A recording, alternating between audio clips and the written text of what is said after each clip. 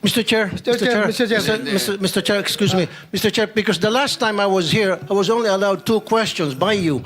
And yet, mga kasamahan ko rito, bilang respeto sa mga kasamahan ko, they were allowed na 1 to sawa. Dapat maging fair ka, Mr. Chair. Pag sinabi mong 2 questions, 2 minutes talaga, you have to stick with it. You're not being fair, Mr. Chair. I am fair kasi nandito ka sa... No, kasi nung last time, sabi mo sa akin, 2 questions lamang. Sabi mo 1 question. Sabi ko, tinitipid mo ako, sabi mo 2 questions. And now, pinapayagan mo kahit na ilang questions. Be fair, Mr. Chair.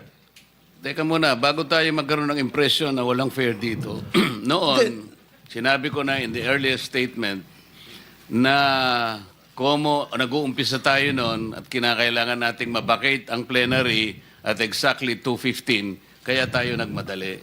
Kaya naman sabi ko sa inyo, pasensya na muna. Ngayon, sa dami ng gustong magtanong, kaya binigyan natin ng tigpa 5 minutes ngayon. Kaya lang, I am following a schedule here. Ito pa yung nandito kung wala na si Senator Marcos, tapos ka na. Mr. Chair. Mr. Chairman, Chair, I akala ko made po the ako yung motion, sunod Mr. kay Chairman. Senator De La I have Rosa. a pending motion, Mr. Chair. I second the motion. And Hindi, duly kasi seconded, Mr. tapusin Chair. muna natin yung bitin na kasi hindi tayo, na para tayo nagpapatintero, Madam Kowa eh. Ang tinatanong napakasimple lang, paano nyong inaudit yung ghost? Bago po bayaran ng COA yan, pipirma ang resident auditor. Pati yung area auditor ninyo, meron kayong area director eh. Ibig nyo sabihin na bayaran ito nung walang pumirma na auditor? Your Honor, ganito po yung procedure natin.